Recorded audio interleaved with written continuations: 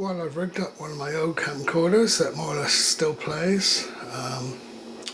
It's playing one of the old mini DVD HD tapes I once recorded on an older Sony. Sometimes that camcorder can give you little blips in the vision, but at least I can see more or less what it recorded then. This was taken through the windscreen of a coach on holiday several years ago, when we spent quite a bit of money and had a nice tour of Southern Ireland. We were very fortunate then that we were in the seat right at the front of the coach, which was extremely pleasant. And this is one of the trips we did down towards the Burren in Southern Ireland. And in spite of the reputation for it always raining in Ireland, it was a beautiful day. So if I can see it a bit more clearly on the monitor here. There we go. Smart a bit. That little symbol was hanging in the windscreen of the coach.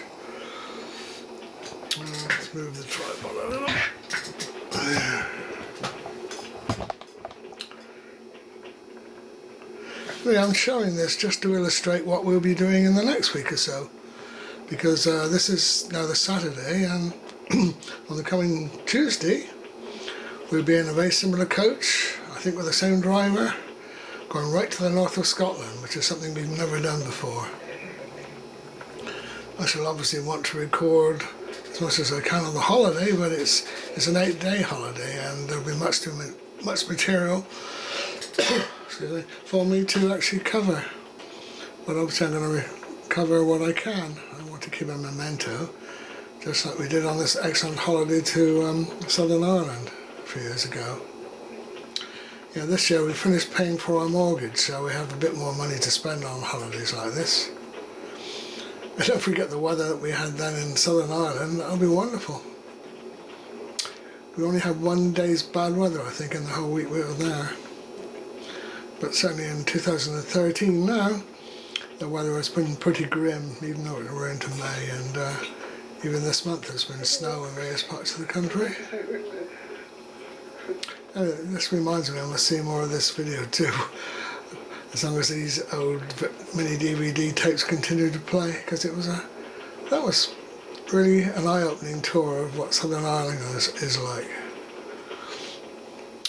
Where we're going is right to the north of Scotland, right up to John O'Groats, and even across the sea to the islands of Orkney and Shetland. Oh, there's my coach driver. I think one or two places were like this, where the roads were quite narrow and they had to reverse his big coach. Anyway, that's the firm we're going with, Blake's Holidays, and we will end up going to John O'Groats, seeing Orkney,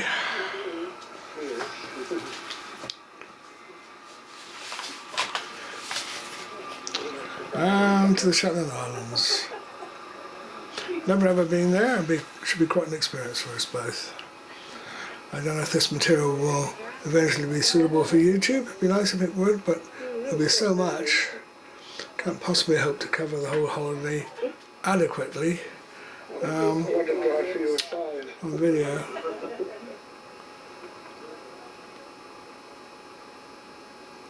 I think we were lucky as well that we booked our holiday fairly early, and we were at the front of the coach again, not on this side of the coach but behind the driver.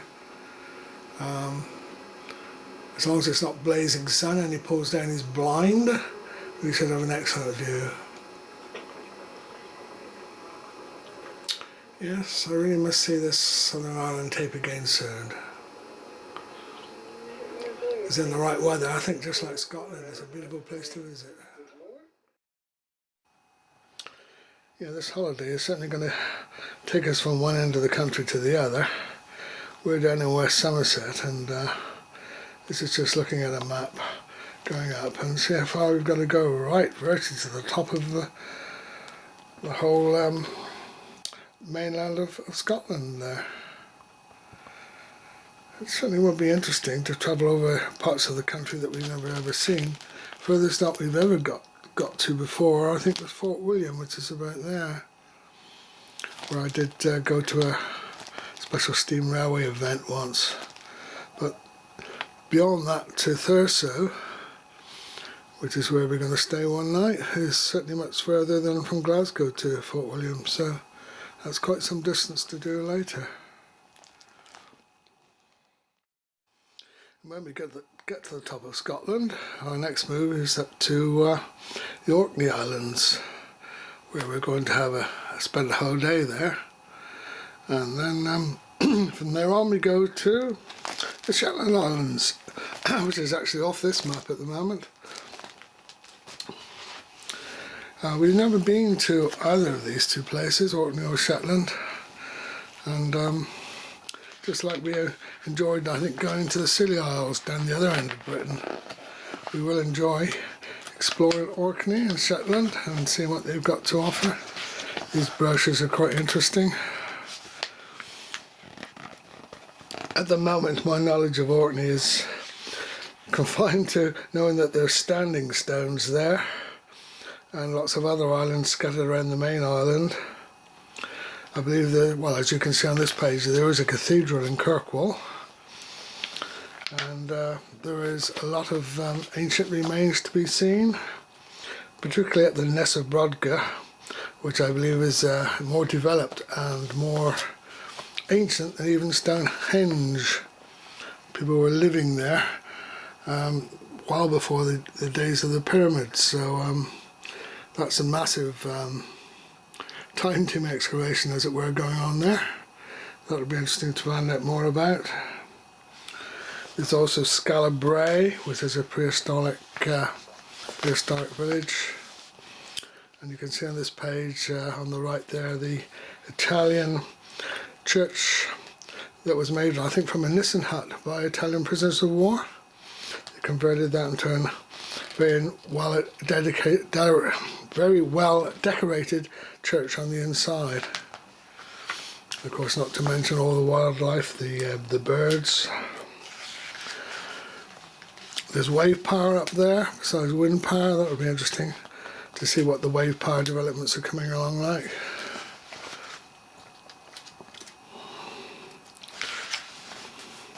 Look at that coastal scene there, that's beautiful.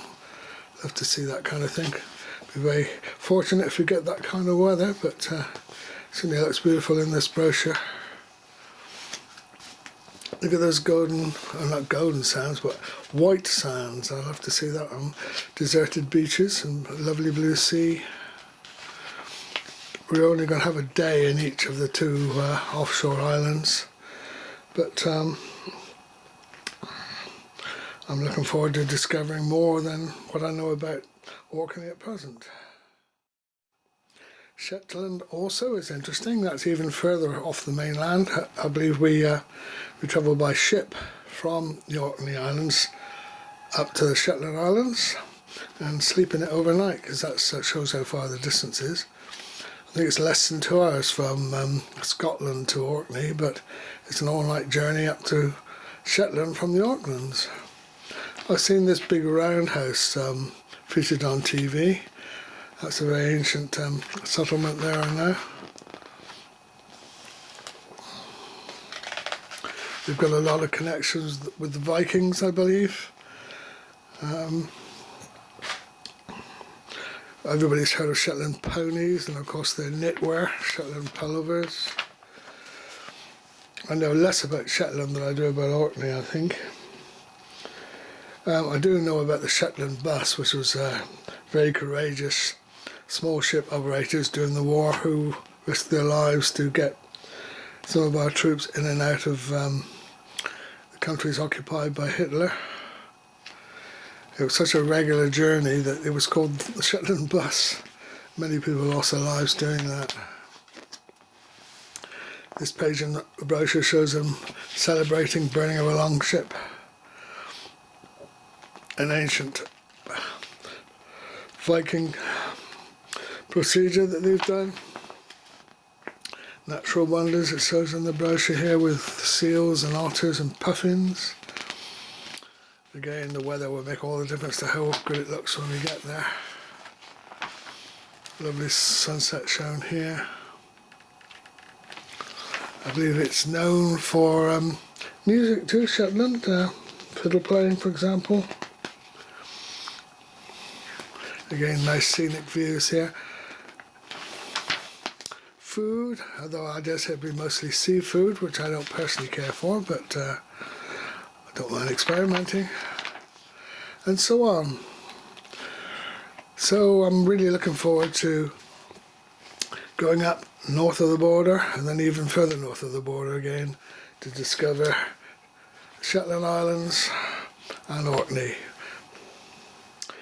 The fact that you're actually seeing this as a YouTube video means that on my return I've got enough material to say, well, this is worth letting you all see, but